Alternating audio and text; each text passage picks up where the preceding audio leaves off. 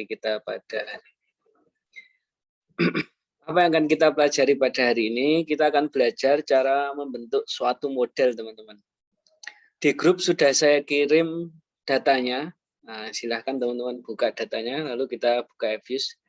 Sebentar saya buka Evius dulu.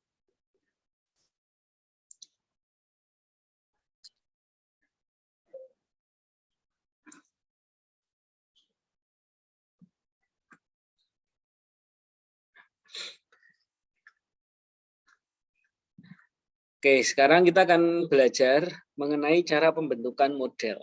Apa yang akan kita bentuk model di sini?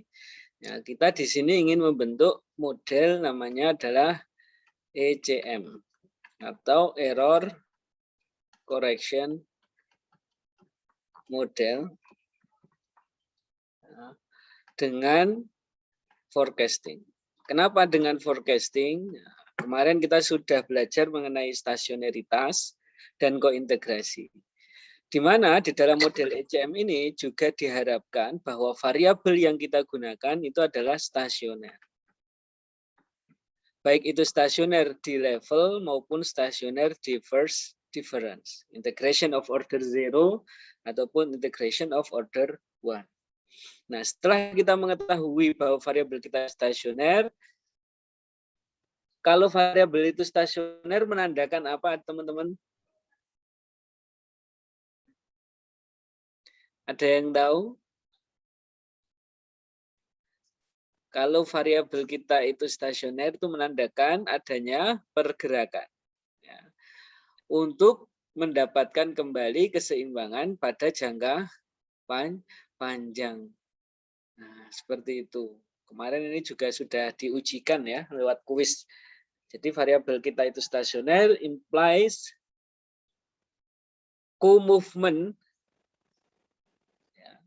for long run equilibrium. Jadi kalau variabel kita itu stasioner, maka variabel kita itu memiliki implikasi atau berimplikasi adanya pergerakan untuk mendapatkan keseimbangan pada jangka panjang. Lalu bagaimana cara mendapatkan keseimbangan jangka panjangnya? Kita perlu namanya uji kointegrasi. Nah, uji kointegrasi pada ECM ini kita akan menggunakan uji kointegrasi Eagle-Granger. Nah, seperti ini teman-teman. Ya. Kemarin kita sudah ilustrasikan kalau kointegrasi itu seperti ini. Ini misal Y T sama dengan beta 0 tambah beta 1 X1 T. Nah, ini misal YT. Nah, ini kita lihat apakah YT plus di sini itu mendapatkan keseimbangannya pada jangka panjang seperti ini apa tidak.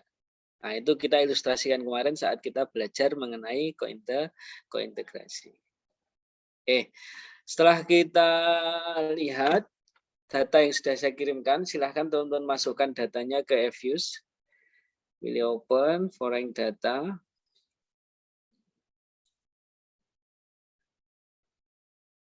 Kita masukkan datanya, pakai yang data makro AS saja. Ada ekspor ke AS, makro AS. Kita pakai data yang makro AS. Data makro negara Amerika Serikat. Oke, langsung next terus sampai nanti ketemu finish. Nah, perhatikan di sini teman-teman, kita di sini memiliki ada data, ada government expenditure, belanja pemerintah, ada GDP, ada investasi, ada indeks harga konsumen, ada jumlah uang beredar dalam arti luas, dan ada suku bunga 3 bulanan. Tetapi ini nggak kita pakai semua. Ya, untuk contoh ini, misal kita memakai jumlah uang beredar, misal sama government expenditure. Sehingga M2 merupakan fungsi dari government expenditure. Nah, kalau kita tulis rumusnya berarti M2T sama dengan beta 0 tambah beta 1 government T. Langkah awal apa yang harus kita lakukan teman-teman dengan dua variabel ini? Coba Mbak Ellen Carlina ada?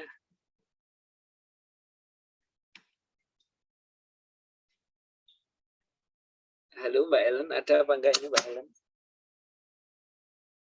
Iya, Pak. Langkah awal apa yang harus kita lakukan dengan variabel yang kita miliki ini?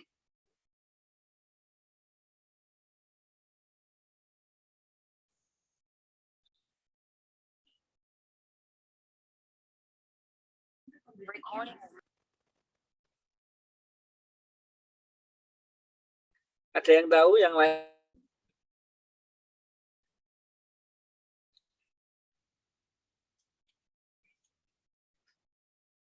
Coba ini.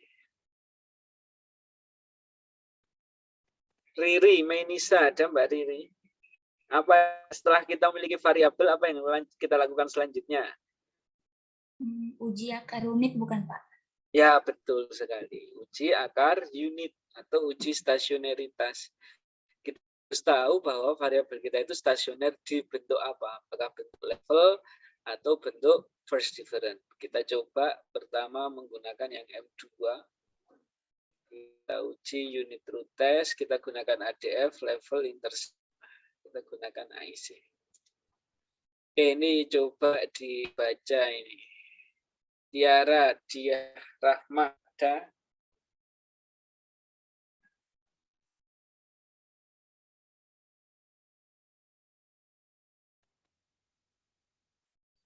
Kalau enggak ada nanti saya remove. Ada, Pak. Oh, ada. Kira-kira ini stasioner atau ada masalah, terdapat masalah akar unit apa tidak ini, Mbak? Terdapat masalah, Pak.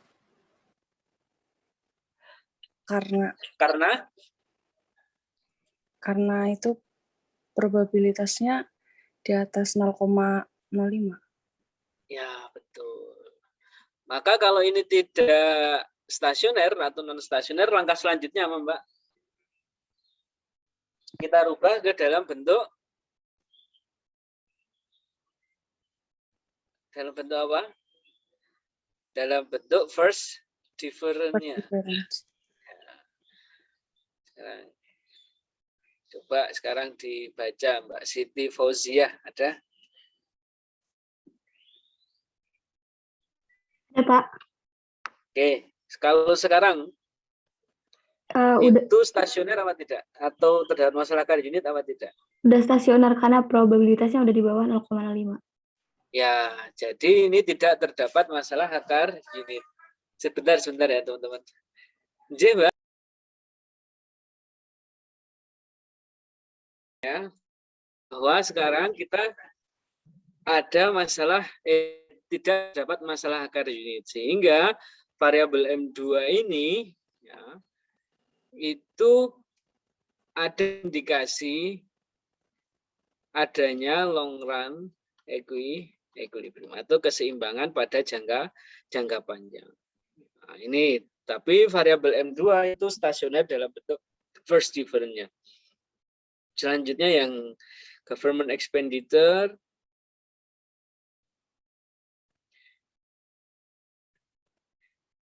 Coba sekarang dibaca nih Mbak Queen. Mbak Queen. Iya, Pak. Ini ada masalah akar unit apa tidak? Ada, Pak, karena nilainya di atas 0,05. Maka selanjutnya harus kita apakan ini?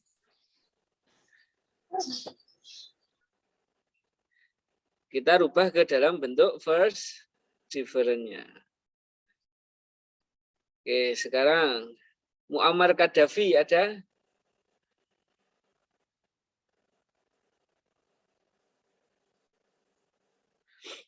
Mas Muammar Gaddafi? Enggak ada, kita remove ya.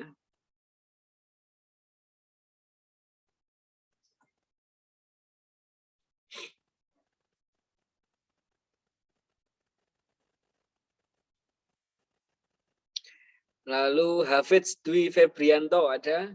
Ada, Pak. Oke, ini sekarang ada masalah akar unit apa tidak?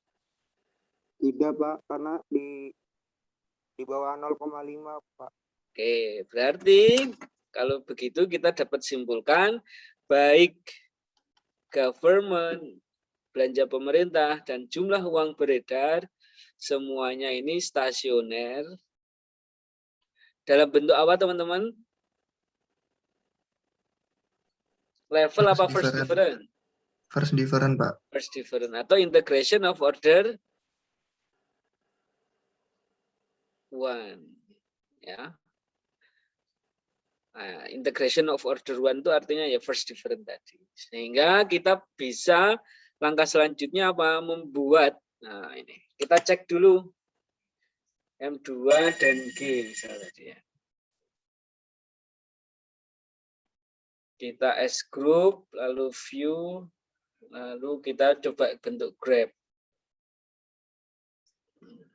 Nah, ini adalah grafik kita. Nah, dari grafik ini kita bisa melihat bahwa nilai M2 itu masih lebih besar dibanding nilai government expenditure. Jadi jumlah uang beredar itu lebih besar dibanding belanja pemerintahnya. Nah, ini semuanya dalam miliar US dollar semuanya. Oke. Nah, setelah mengetahui itu, kita bisa melakukan langkah selanjutnya yaitu membentuk persamaannya. Nah, ini M2 GC. Dari persamaan ini memiliki nilai konstanta yang besar. Sehingga kita bisa untuk mempermudah interpretasi kita, ya, kita bisa menyederhanakan angka yang kita miliki baik M2 dan government expenditure itu ke dalam bentuk logaritmanya, teman-teman. Caranya gimana? Teman-teman bisa klik generate sini, ini generate, ya, lalu teman-teman klik.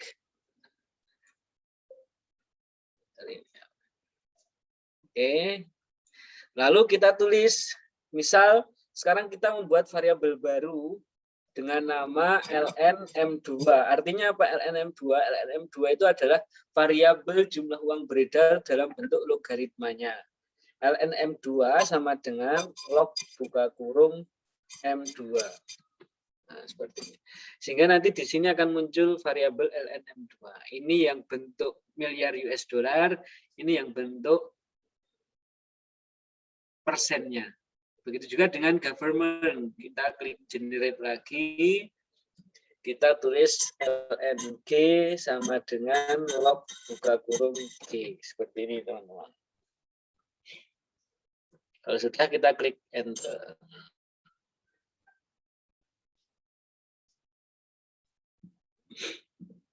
Nah, di sini kita sudah memiliki dua variabel yang kita gunakan, LNM2 dan LNG, atau jumlah uang beredar dan belanja pemerintah dalam bentuk persennya.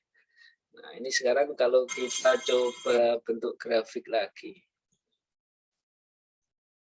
Nah, ini akan menjadi lebih sederhana, teman-teman. Nah, ini ya. Tetap masih lebih besar, tetapi angkanya menjadi sederhana. Paling tinggi mungkin angka di 8,5 sampai tahun 99. Dari tahun 70 ya. Nah, kalau tadi kan angkanya sangat besar. Setelah kita dapatkan angka ini, ya, maka kita lanjutkan ke bentuk equation, open as equation. Ya, lalu kita klik OK, ini delete. Nah, kalau kita bandingkan dengan yang tadi, nah sekarang angkanya menjadi lebih sederhana. Sekarang ini dibaca ini, kira-kira jumlah belanja pemerintah itu berpengaruh terhadap uang beredar apa tidak?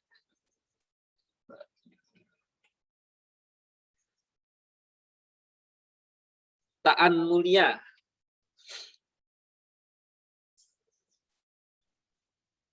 Iya, Pak. Oke, Mas Taan, itu variabel belanja pemerintah itu berpengaruh apa tidak terhadap jumlah uang beredar?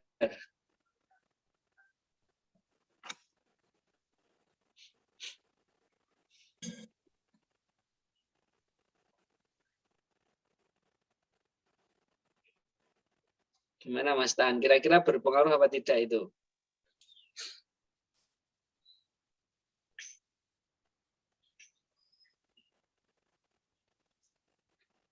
Tidak, Pak. Kenapa tidak?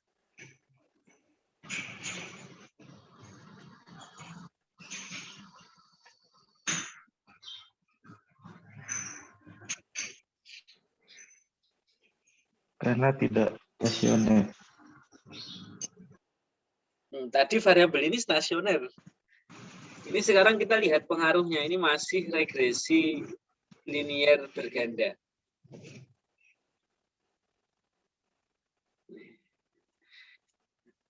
Coba yang lain. Diah Wahyu, Khairunisa. Ya, Pak. Menurut jenengan variabel belanja pemerintah ini berpengaruh apa tidak terhadap jumlah uang beredar? Berpengaruh, Pak. Kenapa berpengaruh?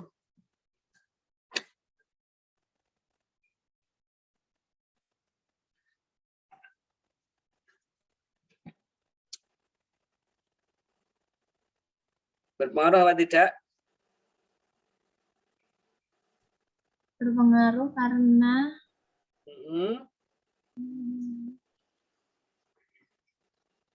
Karena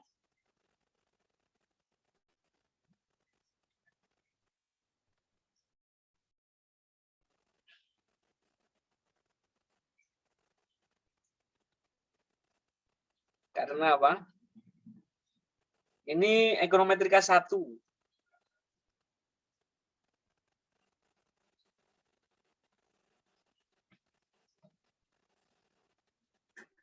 Coba yang lain. Nurwita Pratama. Iya, Pak. Menurut jenengan ini berpengaruh apa tidak? Berpengaruh, Pak. Karena di situ probabilitas dari LN yang government itu kan kurang dari 0,05. Sehingga variabel belanja pemerintah berpengaruh terhadap Jumlah uang beredar. Sekarang pengaruhnya positif apa negatif, Mbak? Pengaruhnya positif, Pak. Dilihat dari adjustment request. Iya nggak, Pak? Dilihat dari nilai Oh iya, koefisien. dilihat dari Nilainya koefisiennya positif. itu. Artinya belanja pemerintah naik 1%, maka jumlah uang beredar akan meningkat sebesar 0,86%. Seperti itu. Ya, ini adalah dalam bentuk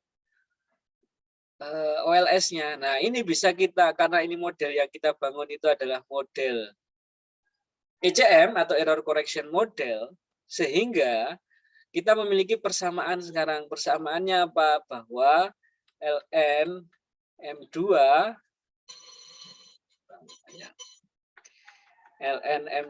sama dengan 1,95 ditambah 0,86 ln-G tambah error term. Nah, sekarang kita memiliki persamaan ini. Ini adalah nilai konstantanya, ini adalah nilai koefisien dari variabel belanja pemerintah. Karena yang kita gunakan adalah error correction model, maka persamaan awal ini, ya, ini bisa disebut dengan persamaan jangka panjangnya, long run. Lalu jangka pendeknya gimana? Jangka pendeknya, short run-nya, mempermudah teman-teman, ini long run. Nah, untuk jangka pendeknya, kita harus menggabungkan nilai ECT-nya, nilai error correction term-nya. Nilai error correction term-nya itu akan didapatkan ketika kita mendapatkan nilai residual. Nah, nilai residual jangka panjangnya. Oke. Bagaimana cara mendapatkan nilai residual pada jangka panjangnya? Nah, ini teman-teman yang harus ikuti langkahnya. Teman-teman bisa klik view, pilih proc, lalu pilih make residual series. Nah, lalu resid 01-nya itu kita ganti menjadi ECT seperti ini. Kalau sudah, kita klik OK. Nah, ini adalah nilai residual jangka panjangnya, teman-teman. Dan agar nilai residual jangka panjangnya ini dapat kita masukkan ke persamaan pada jangka pendek, maka dia harus kita uji stasioneritasnya. Kenapa kita uji stasioneritasnya? Tadi kita sudah uji stasioneritas pada variabel LNM2 dan LNG bahwa keduanya itu memiliki ini adalah stasioner pada first different, sehingga variabel yang kita masukkan selanjutnya itu nilai ECT itu juga harus kita uji stasioneritasnya agar ketiga variabel yang kita gunakan itu ada implikasi pergerakan untuk mendapatkan kembali keseimbangan pada jangka panjangnya. Seperti itu. Ya. Nah, maka kita melakukan uji stasioneritas pada residual jangka panjangnya ini. Caranya ini tinggal langsung klik view, teman-teman pilih unit root test. Nah, ini harus dalam bentuk level. Ya. Tidak boleh dalam bentuk first difference, apalagi second difference. Harus bentuk level. Oke, coba itu dibaca. Wanda Adam.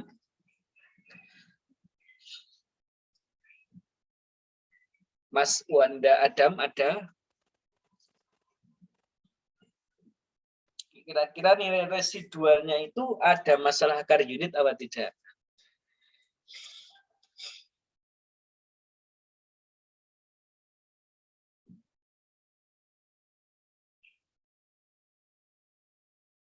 Mas Wanda Adam nggak ada, mohon maaf kita remove. Selanjutnya Resti Ariska.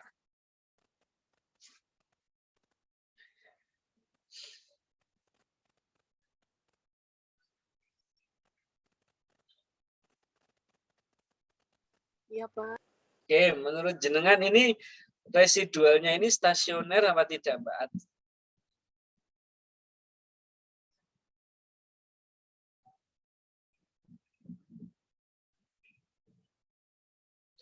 Ada masalah akar unit apa tidak itu?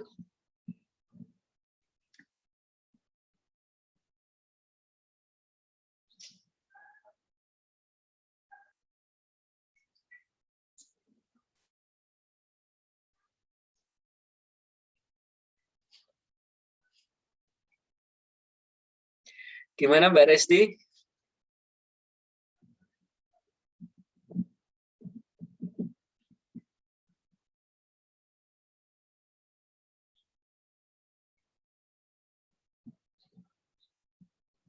Coba dibantu yang lain. Anggi Setioningrum, ada Anggi? Ada, Pak. Oke, menurut jenengan ini nilai residualnya ini stasioner apa tidak? Stasioner, Pak.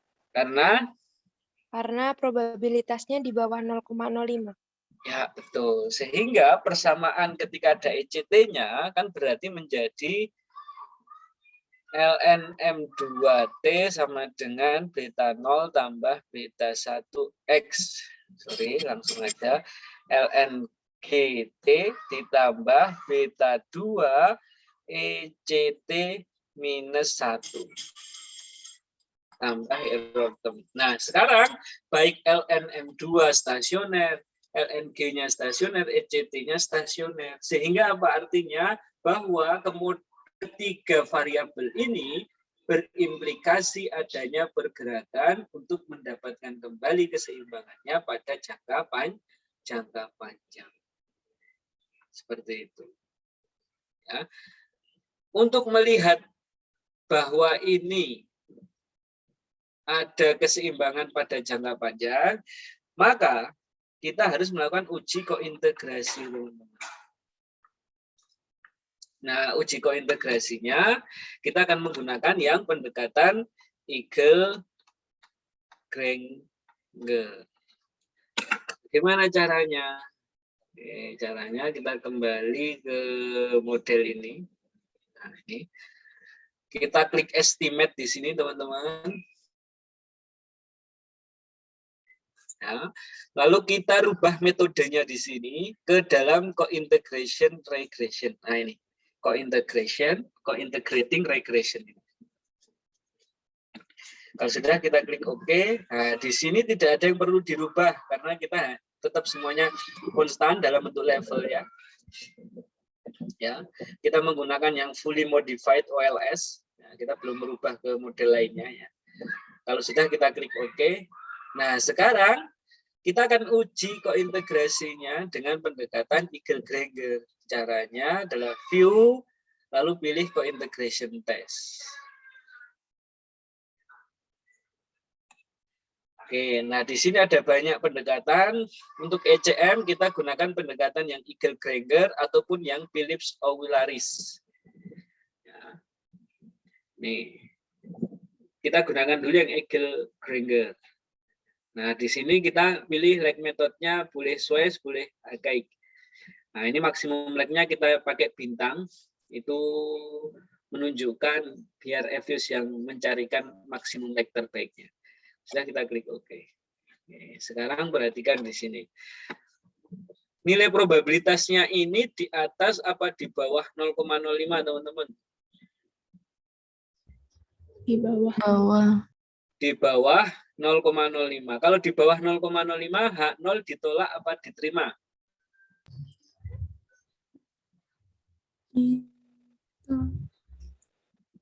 H0 Ditolak, Pak. ditolak. H0 kita apa ini? Series are not co-integrated. Berarti kita menolak hipotesis 0 ini, berarti artinya apa? Terdapat kan hipotesis 0-nya tidak terkointegrasi. Lalu hipotesis alternatifnya berarti terkointegrasi. Nilai probabilitas kita di bawah 0,05, maka kita menolak H0. Berarti artinya ada kointegrasi apa tidak?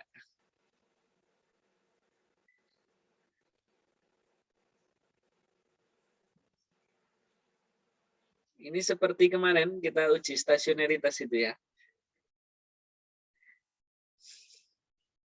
Kita memiliki hipotesis 0-nya tidak ada kointegrasi. Hipotesis alternatifnya itu ada kointegrasi. Syaratnya itu jika nilai probabilitas di atas 0,05, H0 diterima. Probabilitas di bawah 0,05, H0 ditolak. Oke, sekarang saya tunjuk saja. Dwi Setia. Ada Mbak Dwi Setia? Hadir, Pak. Oke, sekarang probabilitasnya ini di bawah apa di atas 0,05? Di bawah, Pak. Kalau di bawah 0,05, H0 ditolak apa diterima? Ditolak, Pak. Kalau H0 ditolak artinya apa? Tidak terkointegrasi. Berarti ada kointegrasi apa tidak?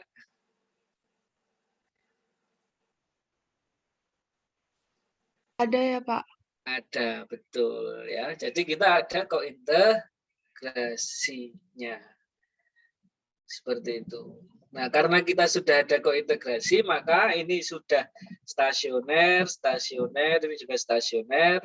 Lalu kita uji kointegrasi dan terdapat kointegrasi. Maka kita masukkan model untuk short-run-nya ini, teman-teman. Nah, oke, untuk model short-run-nya, ini saya hapus dulu.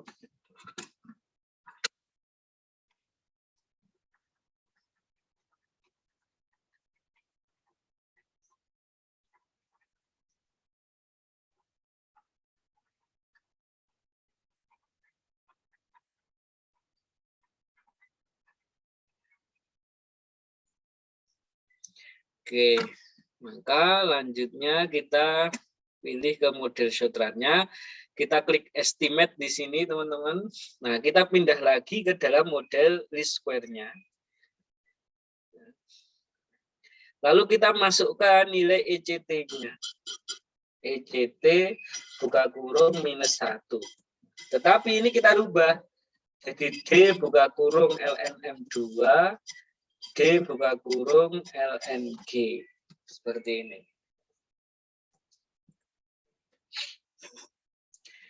Nah, ditambah ECT minus 1. Nah, ini nanti modelnya diterima apa tidak, itu sampai di sini, teman-teman. Syaratnya apa? Syaratnya pertama, nilai ECT memiliki probabilitasnya di bawah 0,05. Dan yang kedua, nilai koefisien dari ECT dia harus minus.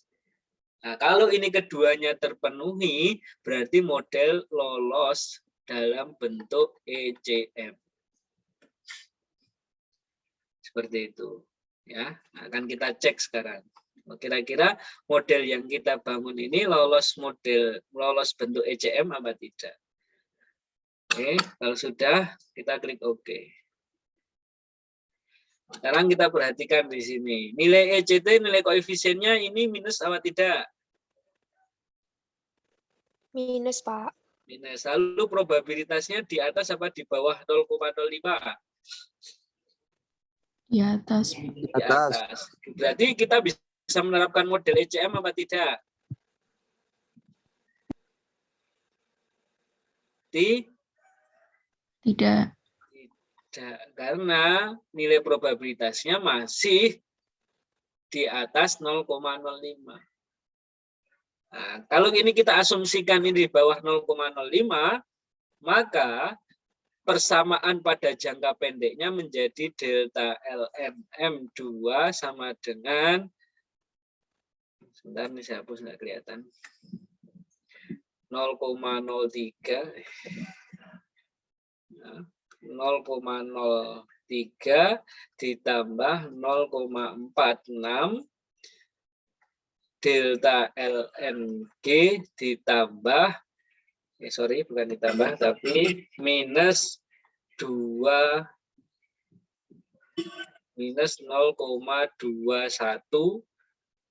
Nah, ini nilai ECT-nya ditambah error system. Nah, seperti ini. ECT. Nah, artinya apa? Ya, government baik jangka pendek dan jangka panjang, ketika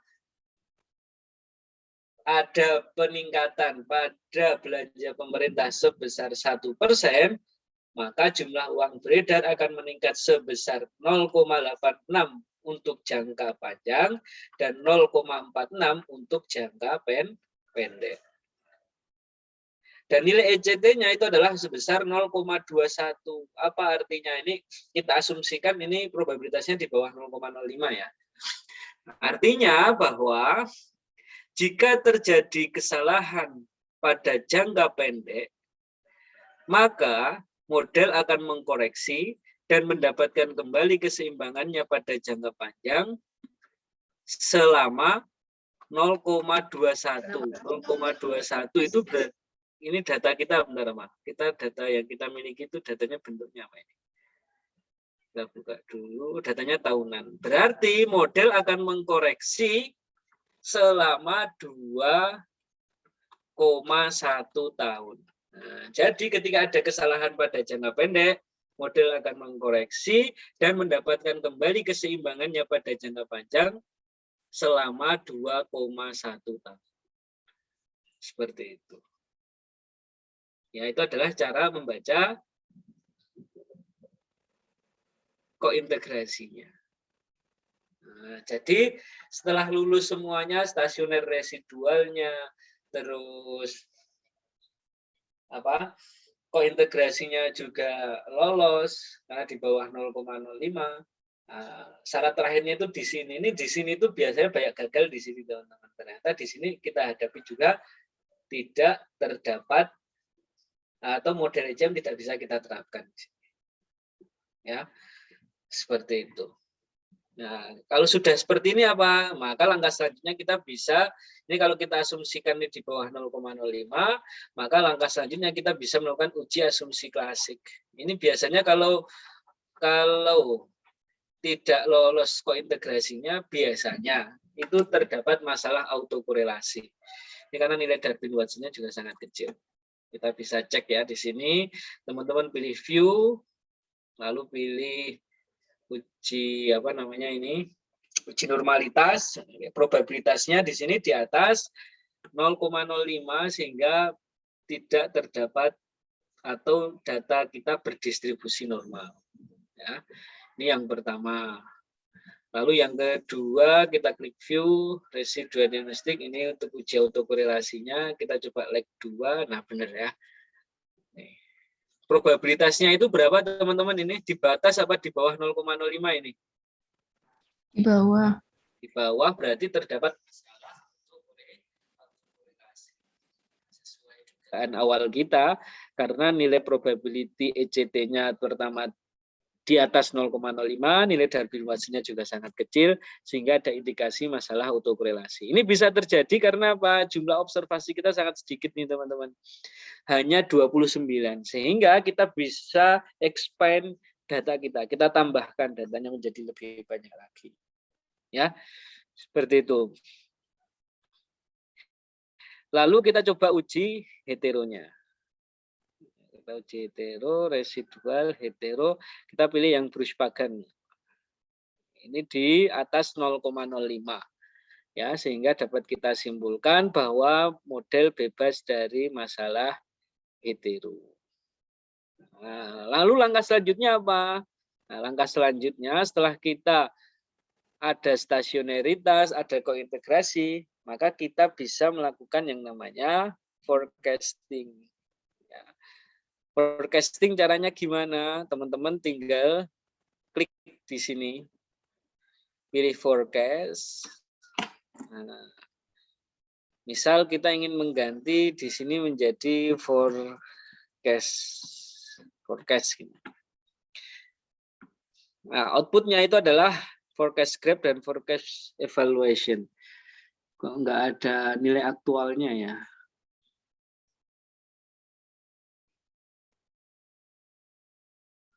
Insert actual for out of sample observation.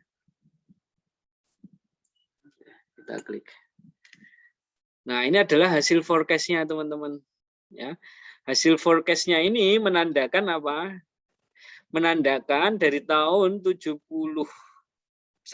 sampai 99 ada pergerakan. Itu memiliki tren. Model yang kita bangun ini memiliki tren naik terus dia. Ya. Ini forecast-nya kurang rapi karena data kita hanya 29. Ya. Sebentar. Ini saya hapus saja.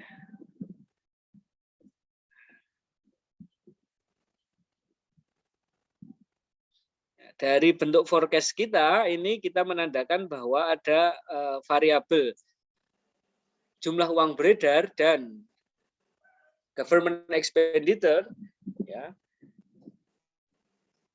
itu memiliki tren yang meningkat. Nah, seperti itu. Dan ini kita memiliki nilai variance proportionnya sangat kecil, sebesar 0,03. Dan nilai covariance proporsinya itu sebesar 0,37. Nah, ini di dalam forecasting juga kita memiliki nilai root mean square error, yaitu sebesar 0,11. Ya, seperti itu. Nah, ini adalah hasil kita teman-teman dengan pendekatan model ECM.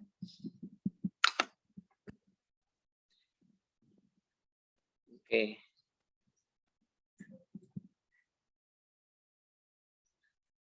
Nah, nanti malam akan saya kirim